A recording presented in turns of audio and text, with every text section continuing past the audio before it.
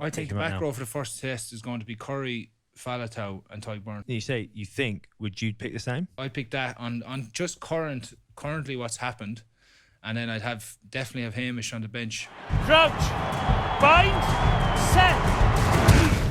Joe presents The House of Rugby, powered by Vodafone. So, Seánie, is it coming home, mate?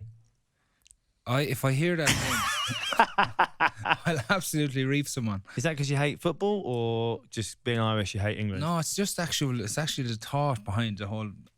It's coming home. I can't do it properly, but everyone is saying it, and it's pretty annoying. I'd rather just watch the football. And but the best of luck to England, in fairness, to haven't won a serious competition in I don't know how many years. So I'm hoping to do it. Yeah, well, there we are. It might be. Fingers crossed for us, but. Welcome to House of Rugby, powered by Vodafone. This is episode 3. What was your weekend like, pal?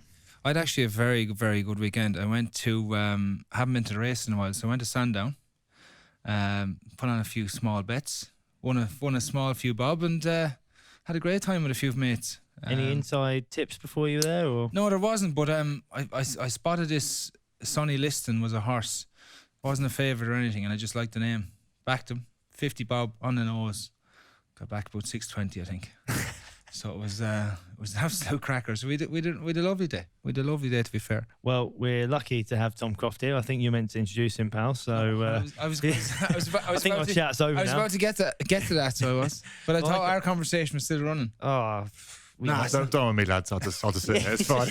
Well, we'll introduce you now, It's just nice to be here. Leicester and England and British and Irish Lions. Tom Croft is with us tonight. Welcome, Tom. Good to see you, lads. Nice to be out at Leicester. You know, us Leicester boys stick to our own, so I'm in the big smoke. Who'd have thunk it? Are you claustrophobic, or you're? I'm a little bit nervous. I'm sweaty. Train coming down. Some weird taxi called Addison Lee. Never heard it before, but it's all good, mate. Yeah. What have you been up to this weekend, mate? Did you catch the Lions at all? I did. As you probably know, I'm not a big rugby watcher, but it's the Lions. It's 12 years since I was last there, and it's nice to see the boys starting off against the Golden Lions. And I'm pretty excited, actually. Nice. Seánie, your dogs? You got the second one over yet, mate? Or no, I'm heading home this week now. I'm bringing back Drake with me, so that's the black lab. Yeah, he's the black Labrador. So he's coming back. I'm getting the ferry on Wednesday or Thursday, and then I'm back a week later or 10 days later. So he'll come back with me. So I'll have 2 dogs in the flat with me, and exciting times ahead. Nice. And you're not going to try and sell that app to me anymore, are you? Gun dog, is it? Well, it's actually you got really, shares in that, because as soon as you sent that to me, I thought I don't have shares in it. I'm just genuinely, it's the best way to train any type of dog. It doesn't have to be a gun dog. It's just the simplest way, and I've done it with Zeus, the Cocker Spaniel, since he was a pup, and he's literally the most obedient dog in Tennington. Fact. By the way, everyone says it to me. So really? Okay. It's a very good app, the gun dog app. All right, well, maybe I'll get it onto it. Little Cookie is a week old at my house. And Cookie, your dog's called Cookie. Yeah, nice. Say no more. Alex definitely picked that name, didn't you? Well, she's a little dachshund, and she's chocolate coloured with a little tan, little handbag dog. Well, I'm in London, I don't have all the countryside like yourself. That's what you do in London, to be fair, yeah. And she's a beaut, to be fair, very cute and very cuddly, just not ideal at night time, as we established. This is not the conversation I was expecting on House of Rugby. You had to check the name there. Yeah, so I did. How many other podcasts are this week, is it? Loads. Fair enough. Well, we'll get on to the game then, because Crofty's obviously needs to get back to Leicestershire, late night. What time's the last train? I think it's quarter 2. Let's go. Crack on. Thoughts on the game? What did we learn, boys? It was a good start. Putting the game in Murrayfield to one side, I think it's where we started in 09 against the Lions. It was Golden Lions back then, Sigma Lions now. It wasn't about showing too much. I think what you saw last night won't be what you see in sort of a couple of weeks' time in terms of how we're going to approach the set pieces. There was a lot of very quick line-outs, a lot of balls over the top to Harris. In terms of boys putting their hands up from the outset, Hamish Watson, obviously fellow Oakham boy, have to plug carrying on the tradition. Yeah. Toje Laws, those boys I think were standout. Josh Adams, there's a lot of guys who've always played well for their country. I think they've really stepped up another notch. Lions is about setting a standard and letting the boys the following game try and surpass it. So it's a good start for the boys. Yeah, it's always a weird one, the first few games in the Lions series. I think I was just saying earlier, it's probably in 2017 it was the Crusaders game that really was like a first test match as such, where it went to another level. The intensity of the way we were playing and what we were about and how we were going to play against the All Blacks. So I presume it's very similar now. It's kind of the same kind of traits. They've had 2 games now to warm in, 2 different teams, massive amount of changes, 7 or 8 changes last weekend, maybe a bit more actually, and still some standout performance as well. You talk about Hamish Watson, I thought he was unbelievable again. I thought Chris Harris put his hand up, someone who there's been a lot of talk about, about him being in the squad, etc. But very dangerous with the ball in his hand. Something we haven't seen a whole lot of him probably do with Gloucester, because he's defensively so sound. It's not going to set the world alight just yet, the tour, but they're building and lads are getting game time. I did think there's a few things that we've seen yesterday that I thought Finn was a little bit loose at times, and he's going to be like that because he has that X factor. But is it going to be a problem when it gets into the big stuff? Because but on that. Yeah. Obviously, there was a lot of talk about Finn and Owen playing together, how that would go. I personally thought, it wasn't a match made in heaven. I thought if you're going to go down that route, you have to have a very big 13 or a big winger playing. Like you see, England did it with Ford, Farrell and Manu. In the last Lions, you had Sexton, Farrell, and you had Jonathan Davis, to do a lot of the ball carrying. Interesting, your thoughts on that and how you saw it go out, really. I mean, you're asking me to comment on the backs. I mean, let's face it, I did the line out and stood out wide on the width, waiting for the ball to come back to me. So I actually thought it worked okay. I thought Finn and Farrell actually swapped and were interchangeable in terms of Faz stepping up at 10 when Finn was going out the back. So I think in terms of that, it probably did work. South Africa having the unexpected against them is probably actually a good idea. What they're going to bring. Also, they showed it against Georgia. They're going to be powerful. They're going to be set piece orientated and try and take you apart as they have done over the last 10, 15 years. So I think showing something different will potentially outwit them. There's some guys in there that, again, like I say, haven't had a huge amount of international experience. But again, they're the sort of players who are going to shine because they're not known. I think guys shine who aren't known, and especially on the international stage, this tour could be the making of them. But against South Africa, you still have to do the basics well. You have to get over the gain line first and foremost, and you have to defend Delindi or whoever's coming around the corner after that. The gain line's so important, and I think it's just something to look going forward. Having both of them, I think, is a luxury at this stage. I didn't think it was a bad idea to put them there, obviously, to try them, because it could happen down the line. I just think it was a little bit of misread. Finn double pumped a few times like he does at the line. Faz overran him once or twice. A few small bits like that. And they haven't, to be fair, they're actually training together probably only a week because they arrived late, etc. So, and as a combination, probably only since Monday or Tuesday of last week. So there's a few bits like that, I think, that they'll get it right, but they just need to get used to each other. And you could see some of the mistakes they made as a 10-12, for instance. But I thought when Faz went in at 10 in that last 20 of the game, we started to play a little bit more, balls out the back. He had the ship running a little bit more smoothly, I thought. And that's what I'm saying, is Finn, is he going to control those bits and pieces when the real pressure is on? Yeah, I think for me, and obviously I'm biased, but I thought when Farrell was at 10, Elliot Daly came on, we did look really dangerous. Now, I'm pretty sure if Finn had been at 10 then and Farrell had gone off, then it would have been pretty similar as well. I just think that it worked really well. You had Harris carrying, you had Elliot playing out wide, using his ball playing, and we looked really dangerous. But I guess, do we think that Faz is going to play 10 next week, or is he going to continue at 12 on the game on Wednesday? I don't know, in terms of turnaround, obviously you've got the Sharks coming up. I think there was a fair bit of pressure on Finn's shoulders. He was selected, he was seen as this maverick, a bit of a loose player, over and above someone like Sexton, he's proved himself on the international stage. So there was probably some pressure on Finn. The double pumping, as you say, was probably a result of him just sort of trying to find his way in this. And as I say, it was the first game. You're at altitude. I remember playing the first training session in Johannesburg. I wasn't aware we were at altitude. I remember training thinking, Jesus Christ, I'm absolutely blown out my ball, literally out my bollocks. Thought you were in Leicestershire, did you? Yeah, literally. I thought I could see the sea. And so I couldn't work out why I was dying. So for the first game in South Africa, being in Joburg, the boys have been absolutely blown. I remember in 2009, Steve Ferris went from R22 and ran the length of the pitch and almost had a heart attack in the try. You remember? Yeah. It was unbelievable. So you've got to forgive boys for potential, not thinking, because once you're out of oxygen, trying to think. Christ, I struggled at ground level, let alone being 10,000 metres, but it's not 10,000 metres at all, but whatever many metres you are above sea level, it is bloody tough. Yeah, see, I suppose it's easy for us to sit here now and dissect the game and stuff, but that is a major point in the whole thing, playing at altitude, first game, especially the first 15, 20 minutes into something like that, and then the last 15 or 20 as well, if you're still on the field at that stage. But he did, in fairness to him, he pulled off some glorious touches as well. I've kind of this thing is where does he get the balance right?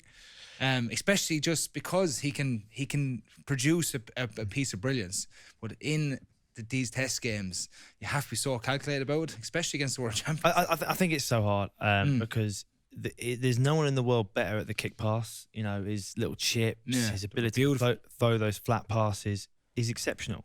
But then, knowing Warren Gatland without getting the whole of Scotland on my back, it's more knowing Gatland, and you guys know him better than me, but when he's trying to run it from his own post and he gets intercepted and it gets a bit too loose, he doesn't strike me as the sort of person who's going to want that fly half. The Dan Biggar, Owen Farrell kind of fly half. That's what he wants. Someone more solid who's going to run the ship, keep everyone moving, control the game, and make their kicks.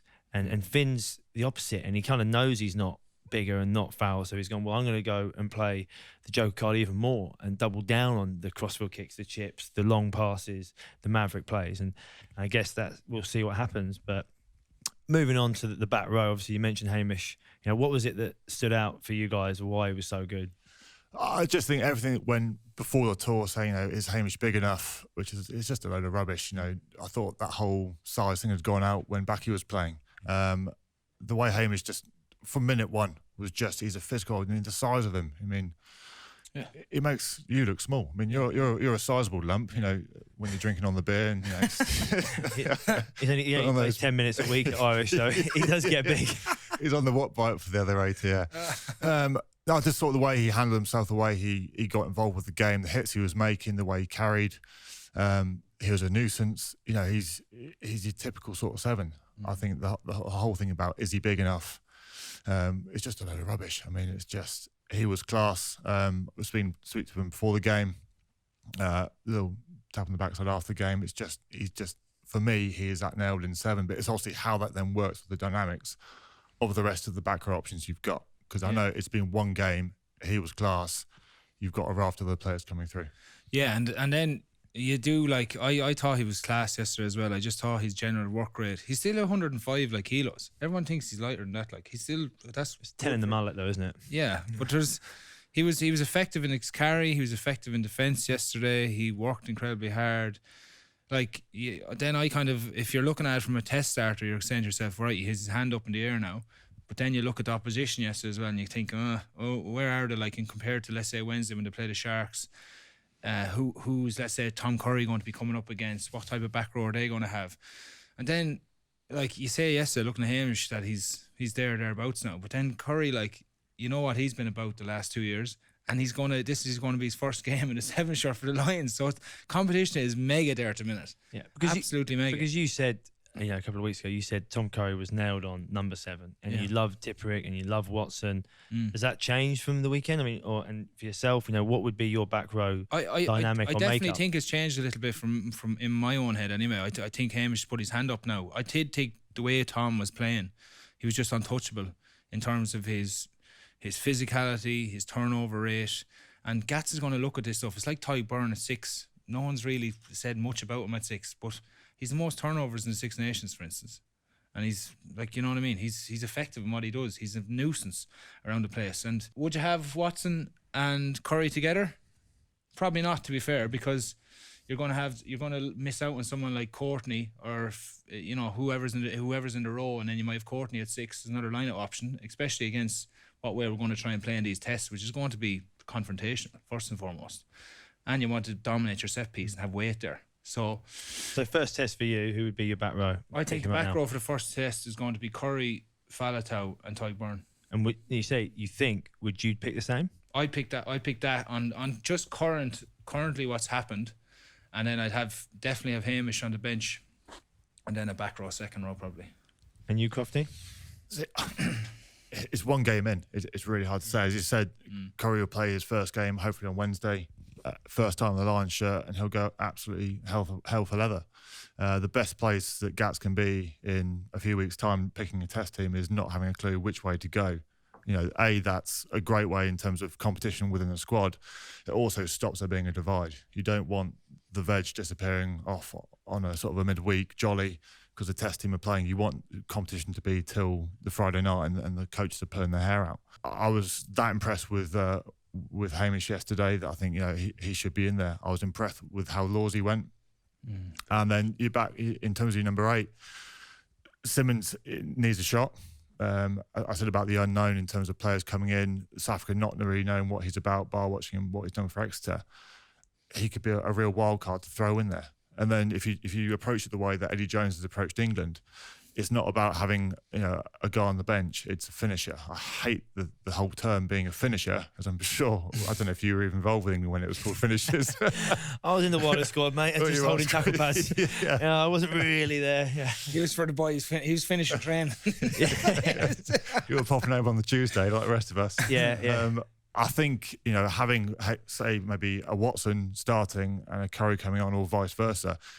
I think the pressure on being that starter has disappeared. I think it's a full 23-man squad. We had Adam Jones on here a couple of weeks ago, and he was talking about how Gats will look at training more than anyone else in terms of selection, what they're doing day in, day out, not just on the games. So do you think that plays into the sort of form more than reputation? Or do you think Gatland will go, well, we don't know how strong the midweek games are, so you have to still pick on reputation? Like if Curry doesn't play that well on Wednesday, but he's been so good in the Six Nations and for the last year, does he get picked? Or I actually don't think he does, because you could say that about, let's say, me and Warbs when we were battling it out as well, because he was like, he picked us for the last test together, but before that he was like, right, well, you've played better, so you're going to start. So I think he picks on what he sees there and then, to be fair to Gats. And if Tom doesn't play well during the week, it's Hamish is in the number 1 spot in my opinion then, like. But I'm just saying, the way Tom has played, I can't see him having really that bad game as such, and not doing what he's done now consistently over the last 2 seasons. Like, he's been outstanding. So, but I do think Gats picks on what he sees there and then. I don't think he sometimes has perception. It's like dropping O'Driscoll, like, for instance. He doesn't mind making big calls. Whether that be a player who's been unbelievable during the Six Nations or for the last 2 seasons, if they're not unbelievable right there and then, you're not going to be in the team.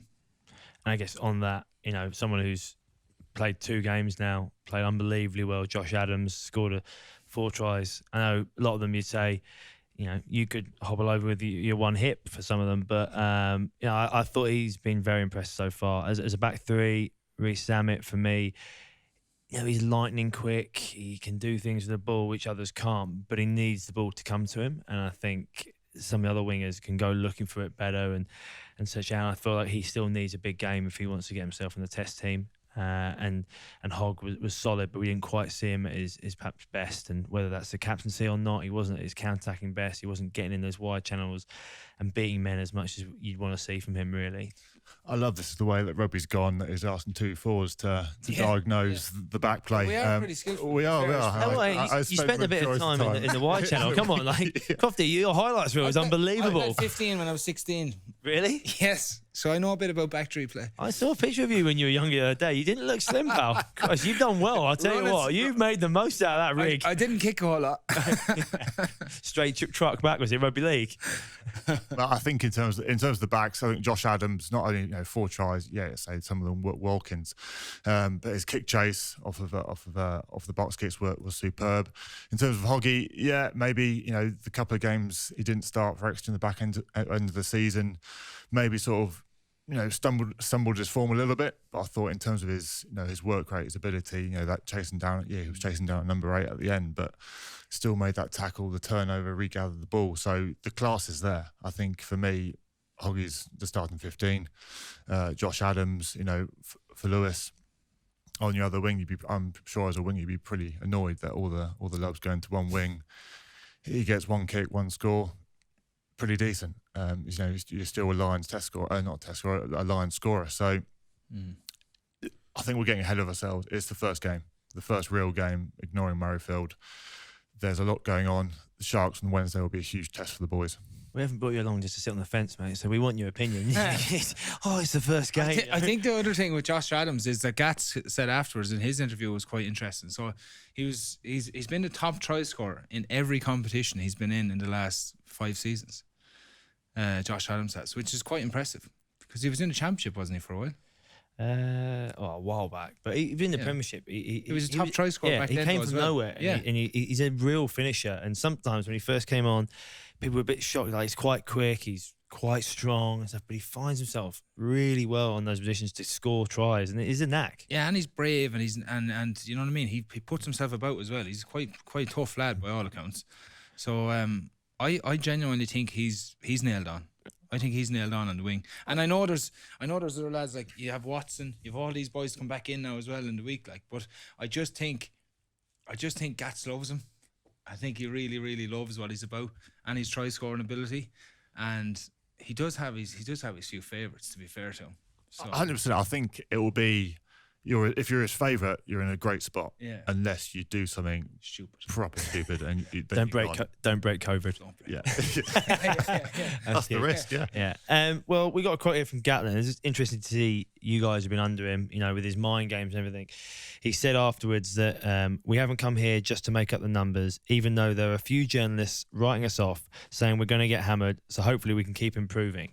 Is that just him with classic mind games, or is it because what have you seen in the press that's sort of backs it up, really? I don't know. I'd say it's a fairly dismissive comment from him, wanting just to take the light away from the Lions squad. They're in a bubble. It's a real strange tour this year. There's no fans. They're basically staying in one hotel. They're in a group. They won't be seeing things.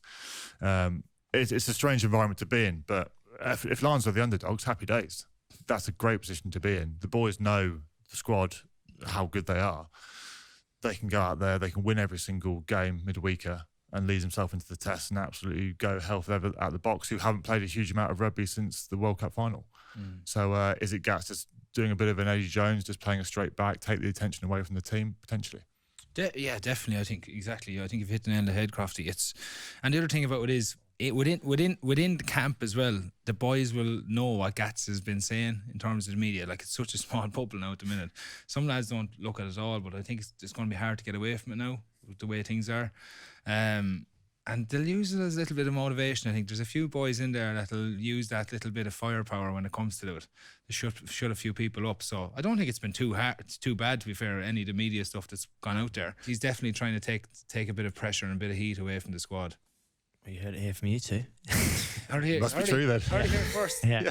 Well, look, if the viewers and listeners want to head over to the official British and Irish Lions app, powered by Vodafone, they can select their starting 15 for the first test. Crofty wants to sit on the fence a bit longer, clearly, but others can crack on. There's also the ability for fans to select their player of the series. After each game, users can vote for players with points going forward towards the overall player of the series. So after yesterday's game, who are the contenders, and also who is your player of the game? So who is your man of the match for yesterday? Oh, I genuinely would have given it to Watson, to be honest. We're happy. Yeah. He's Oaken boy, so we're very happy with that. I definitely think Watson, just his overall performance was outstanding. Crofty? Yeah. Echo his comments. Oaken boy, you got to stick with him.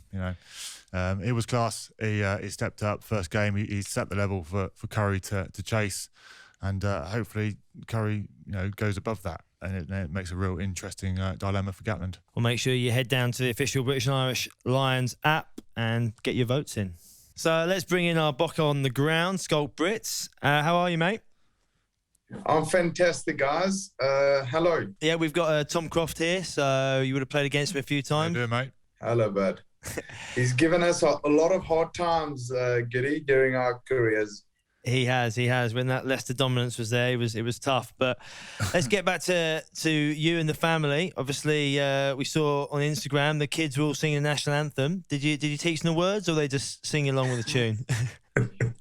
It's just the tune is so catchy, But actually, they first got to know God Save the Queen, and we've got a shoot tomorrow. Walking up Lions Head, and Christian asked if he can wear his Lions shirts. I said no, way you're wearing a Lion shirt. As you are proudly South African, you're supporting only one team, and that's the Boks.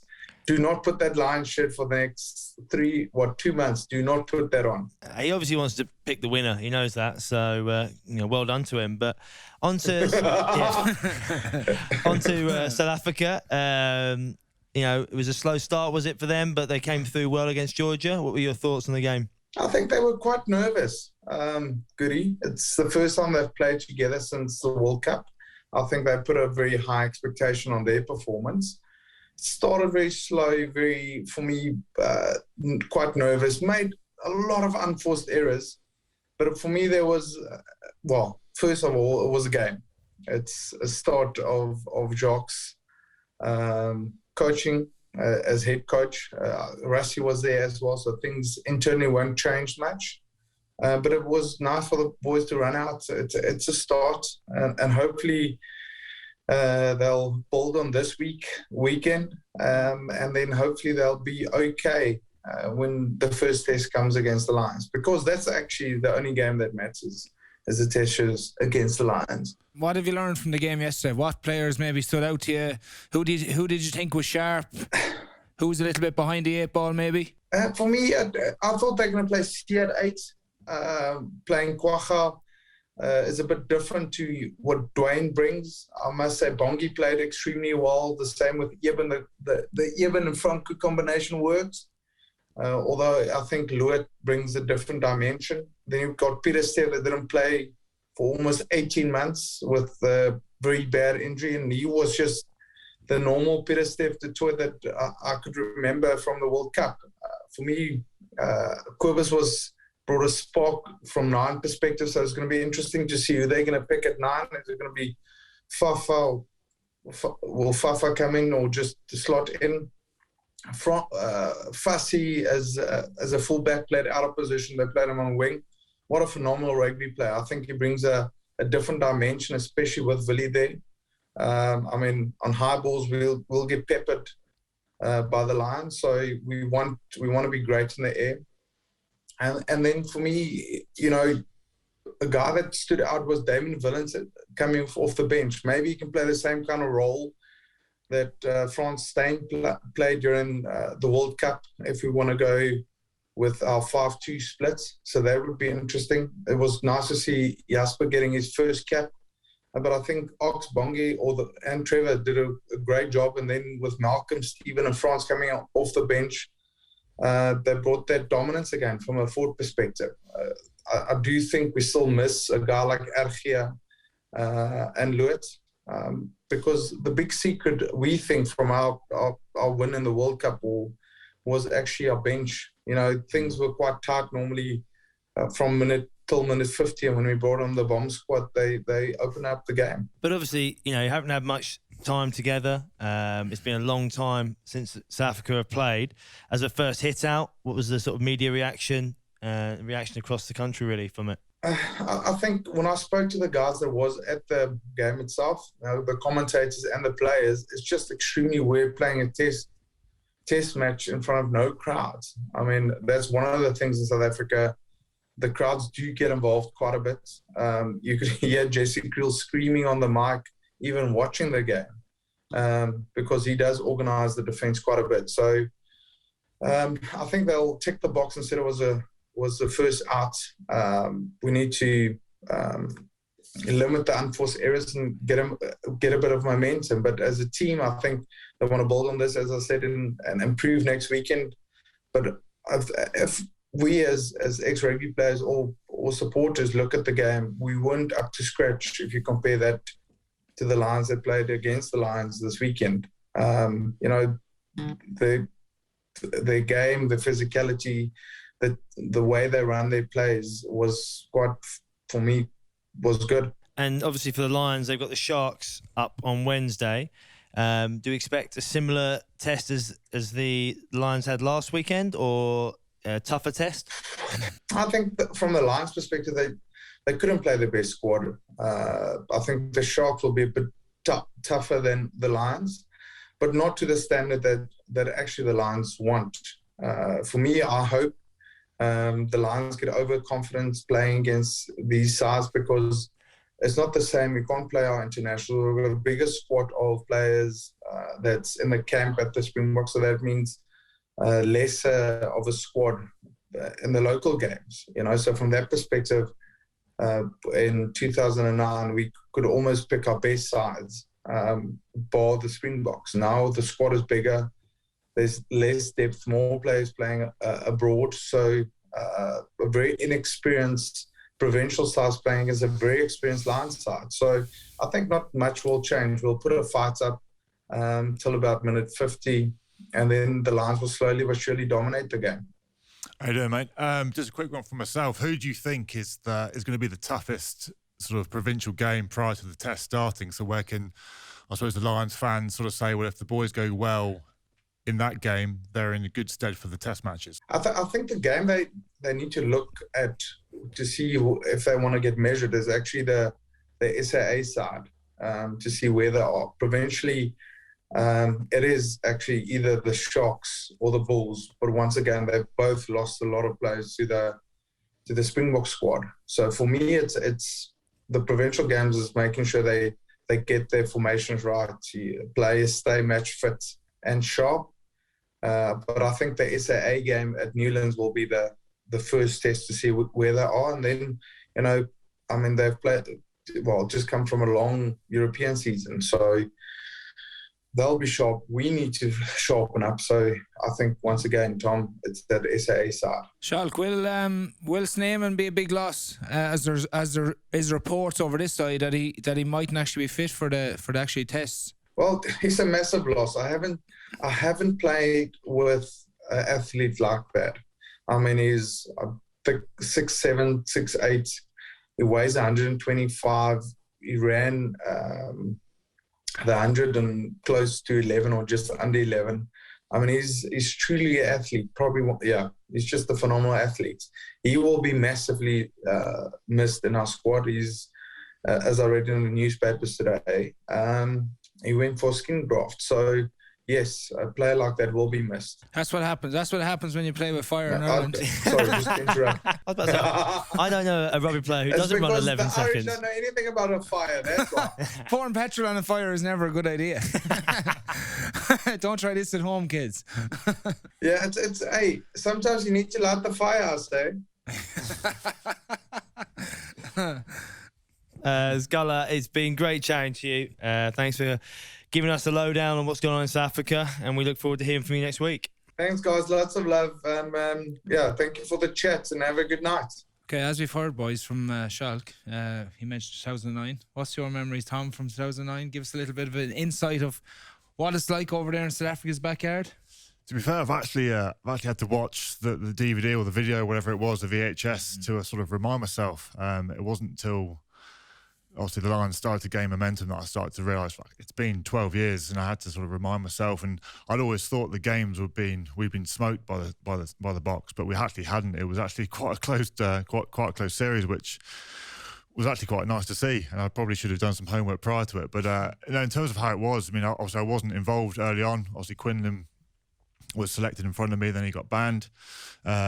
Stephen Ferris obviously then got injured in training, which probably gave myself my opportunity to start in the test matches. So for me, I was 23 years old, proper sort of rabbit in headlights, surrounded by guys who I'd come up through school watching play, and I was probably pretty timid, scared of messing up, didn't want to let the team down. And so obviously being selected in the first test match, I was proper shit myself. You weren't like a rabbit, were you? When you were scoring those two tries, you were running like one. To be fair, I think the two tries sort of totaled exactly about 10 metres in terms of running yards, and most outs come from Drico and Doc. So no, for me it was it would always be the highlight. Obviously 2013, obviously meeting yourself, obviously that was a highlight. But 2009 will always be the one which I say is the pinnacle, whether it was to do with my age, the fact that the Lions hadn't been in a great place in 2005 following the New Zealand tour. We lost the two first tests, apparently quite closely, as I found out while watching the DVD. And obviously winning that last test, Oogs going the length, giving it the big into the crowd and all that, it was just an incredible experience.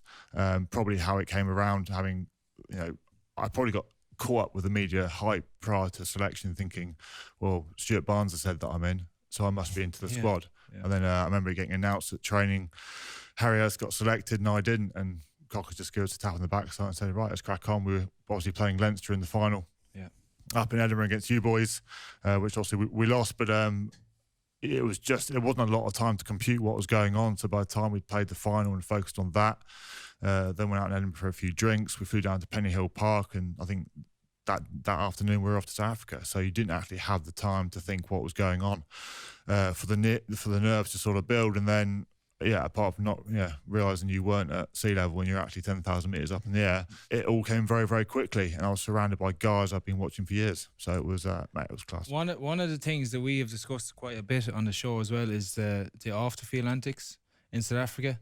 Like we've discussed it here with different guests as well, of how much is that going to be missed? How much crack did you have in 09 out there? How fun was it? Like off the field, together in the team rooms, the fans, everything. I think it's going to be there's obviously going to be a huge factor on this tour, not having all that. But it's a whole different world. And in terms of off the field sort of antics, social media again pay to that. I mean, I'm not talking sort of anything sort of, dark and sordid or anything like that, but it's just things that potentially you would have done 10, 15, 20 years ago, which you probably wouldn't do now in case it got misconstrued as something wrong or inappropriate. So I think the times have changed. I mean, whenever I go to a rugby dinner, you listen to the guys like Willie John or Dean Richards talking about things, and Christ, you wouldn't get away with it. You'd be locked up for the night. You're genuinely put in the back of a paddy wagon in a sense. Never again. There's the key there as you're going. So that side of thing will change. In terms of, is Lions more professional now? It probably is. I think every year it gets more and more professional. From 09 to 13, we had a good crack in 13. Yeah. In 17, was that different to 13 in terms of off field? Maybe not. Potentially not. Yeah, not as much. Coley is pretty loose. So. Wow. But no, like I say, this year there isn't that Red Army. There's not you won't be coming out of the hotel going to a test match and the hotel was swamped by flags. That will be different. That will be something to sort of get used to. But the guys who played a whole season in front of empty stadiums. Does the boys seem to have a bit of a bond already though? Even the tries at the weekend, you know what I mean? They've seemed very tight knit already, and that's obviously a really good thing going into what they're going into. Who was your kind of fella that you got to grips with over there in 09? Who was someone that you really got tight with over there? To be fair, myself and Harry Ellis basically went off and played Scrabble most evenings. Classic Leicester clique. That is so Leicester. Oh, you never change, eh? There's only two of you. I was 23 years old. I was scared of everyone. You should have said yes to everything. I wasn't going up to Mr. O'Driscoll asking him to play Scrabble, was I? So I stuck with Harry. But yeah, I mean, I think the boys, it won't be publicised, but presumably they've been on the piss. Yeah, the day one you go on the piss, that's how you get to know each other. Day two, after the game last night, presumably they're on the piss. That was probably the biggest standout thing for me in 09 was whether you played the Saturday game, played the midweek game, you all went out to a nightclub, you all went out to a bar, all went to a disco back in the day. Discotheque. With the flares. Had a few beers, with your boot cuts. Had a few beers, and that's how you get to know a team. So I think what you saw last night, like you said, they've been together for however long. They've been absolutely beasted over in Jersey in the baking hot sun and having a few beers, and it's the start of a team, and it's going to look class. That's why I was going to say, Schalk, do you reckon the Saffers will be concentrating on themselves purely and not looking too much into the Lions because they've been apart for so long? Do they need time to bond again? I mean, do you think they will analyse the Lions as much as they would have done in normal circumstances, or is it just about them? I think knowing Razzie and the way he's operating in Munster and stuff, they'll have the Lions boys properly done to a fine tee before this ever got near this tour at this stage. That's how much detail he goes into in the opposition initially. I think now they'll start looking after themselves. But it's going to be an interesting tour. It'll be a nice one now come the first test. And in other things, well, hang on. What? 2013, you two toured together. We're not talking about 2013. You got any stories on Shawnee? Because everyone seems to come on here and have a story about Shawnee. And I assume you must have. I was exactly like Tom was in 09. Very young. Don't do the usual. Don't shout over everyone. Let him have his moment. Just be quiet, Shawnee. He never came out of his room. Yeah, You didn't see and him. that's where the lie stops. Sean, he's just like you, playing Scrabble with himself, was he? Crafty, moving on. Yeah, you've gone very red there, mate. What have you been up to nowadays? What are you doing nowadays? Tell us a little bit about your life at the minute. Obviously, it's coming soon for yourself, I presume. Yeah. The body's getting old. Three more geez, years, you must three be more 38, years. 39 by now. You've told I've reached 24 still. Yeah. 3 years at Jersey. I'm working for a housing developer. I retired on a Monday. I was told by the doc, you can't carry on playing. You're buggered. So I retired on a Monday. Next 3 months, I shot, I drank, didn't really do much else. Yeah. No pre-planning. I was Peter Pan as far as I was concerned. I was playing forever. Yeah. And 3 months later, I was like, actually, I haven't got a job. And thankfully, a friend of a friend through an old Okamian, they do come in handy. And I've gone into housing, into land buying for a housing developer, Davidson's Homes. There aren't other house builders. They are the best. Get out in there. Quick plug down the camera lens. Sorry. So yeah, that camera one. Davidson's Homes. They are the best. Yeah, you're in the Leicestershire area. Buy a house from them. Midlands, mate. Midlands. Oh, sorry. It's a completely different life for me now. Sort of not having that routine was hard to get used to. Not having that immaturity. You realise when you're retired that when you start professionally at 17, 18, your maturity stops improving or maturing. By the time you retire at 33, 34, 35, you are an 18-year-old in the real world, and you can't go into an office and plum shot someone or call someone a favourite word. It's a whole different world. But to fair the Lions being involved with this, just getting back into rugby, I love it. And you've always been a big supporter of the Matt Hamson Foundation. We've been to many events together, and part of the Davidson Homes, they've built up 2 of the lodges, is it now, at the Hambo Foundation? Is that right? Yeah, no, Hambo's, obviously he got his big centre built, which is to help guys rehabilitate from spinal injury, sportsmen, women, even if they're not related to sport. It's a place for people to go, receive the best treatment, be around like-minded people, and actually just learn how to live with whichever way their life is taken. Now, Hambo's dream was always to have accommodation for people to come, because like he was in Stoke Mandeville, he was in hospital for 12 months. He was then sent home.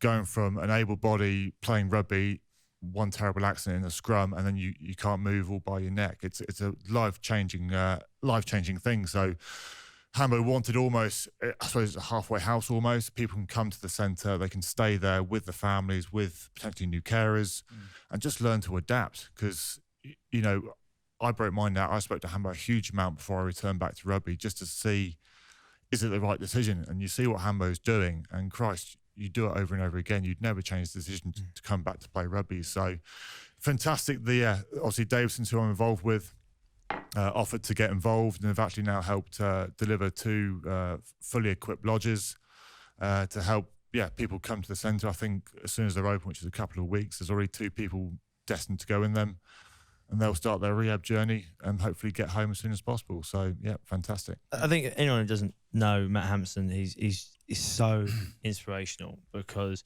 he had this injury which was horrendous, but he wasn't happy just getting support and funding for himself. That he went out and has helped so many other people who aren't as fortunate to have the rugby community or people behind him. And I just think it's incredible. And what you're doing is unbelievable. Yeah, as mate, well. He's a class guy. I mean, once he got his 80-inch TV sorted, he was out helping the world. So, and he's a Lions, he's one of the Lions official charities as well. So hopefully that name will just spread across the world and get more and more support. No, they're doing unbelievable work, and fair play to your company and everyone else that supports as well. It's been unbelievable. Goodie, moving on.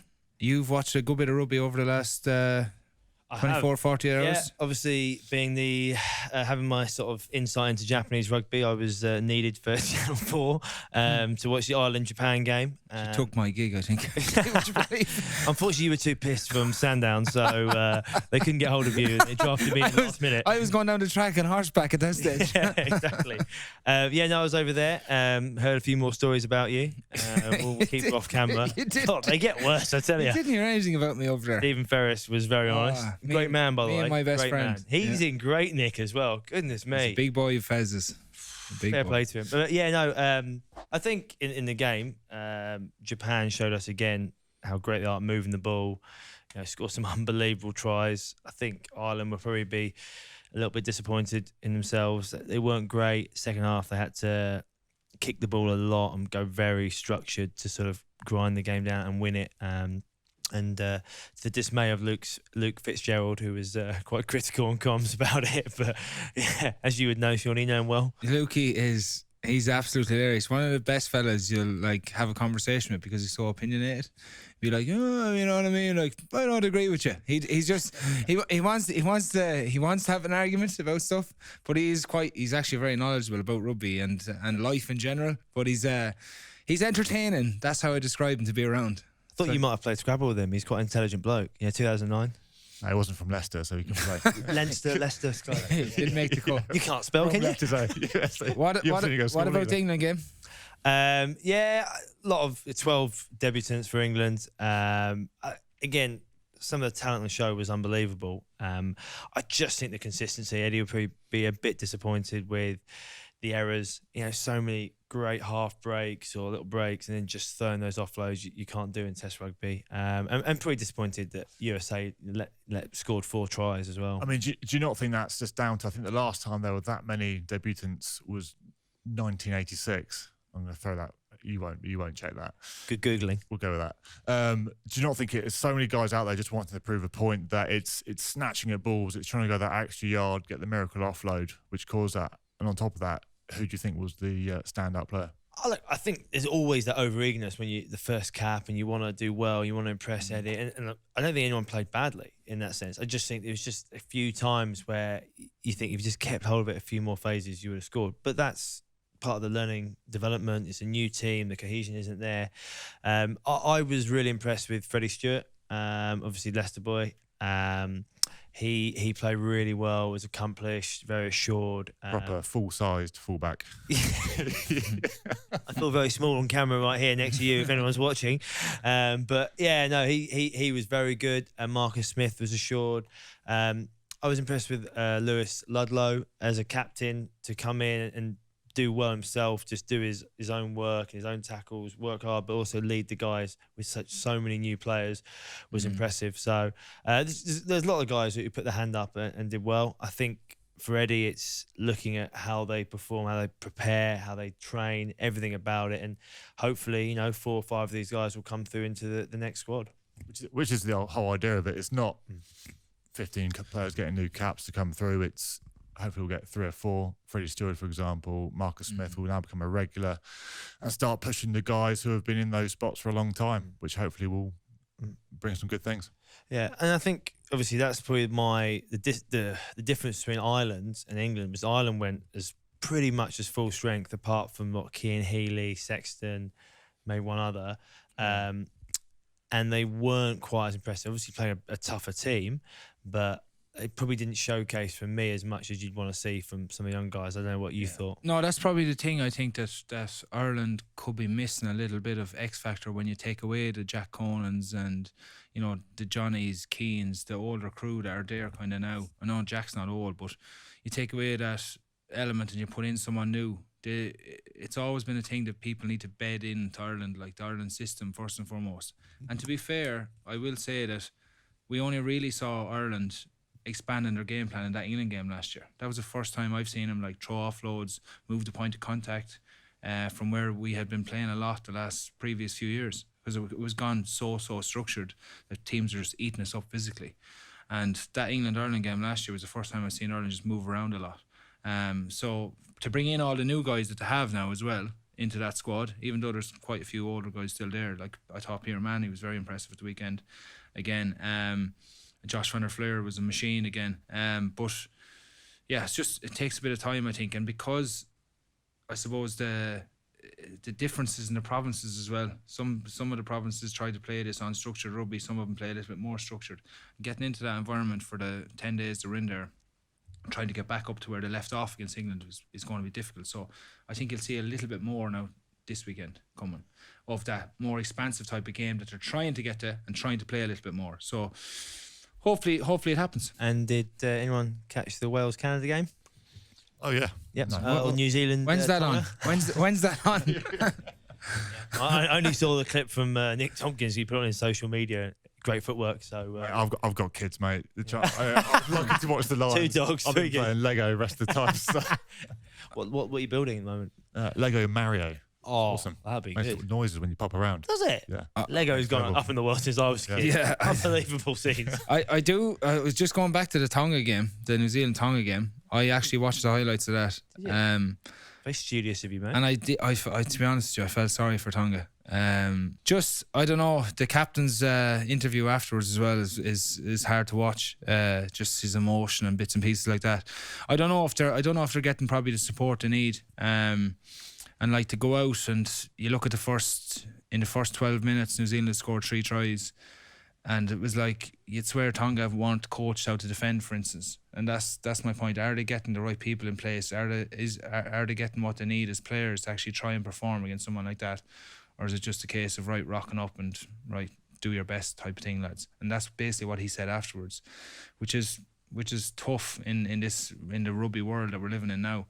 That we should all get good opportunities. They should have the same opportunities as everyone else. So I felt bad for them after that game. They looked dejected after obviously 101 points, wasn't it, to 0? Do you think they should be exposed to that type of game, or do they need to have games to build up? I don't think they do, especially if they're in that place where they haven't got the support they need, or they haven't got the right people in the right places right now. Like what have Tonga gotten out of that game? Yeah, what do they do now? What do they do? So I think because of infrastructure, though, they supply so much talent to the world, or New Zealand, us, England, Ireland, whoever, take so much of the talent, but we have to give back to grow the game. Everyone has to give to grow the game, and they need to be given, the right coaches, help with that, the training facilities, so they can fly to games and not just be shipped over last minute and struggle for games. And I think it's a big issue because the Pacific Islands don't get the support they deserve, and yet we all love to watch them. We love to see Tongans run over people, Samoans hit people hard, or Fijians step people. Yeah. It's one of the glories of the game, but if they don't get the support, the gap will just widen, and that's a problem for World Rugby. Correct. So that's all we have time for this week. Tom Croft, thank you very much for joining us. It's been a pleasure. It's been lovely to see you. Mate, good catching up. Yes. Lovely, always. Yeah. And thank you for watching and listening to the House of Rugby, powered by Vodafone. You've been watching the House of Rugby, powered by Vodafone.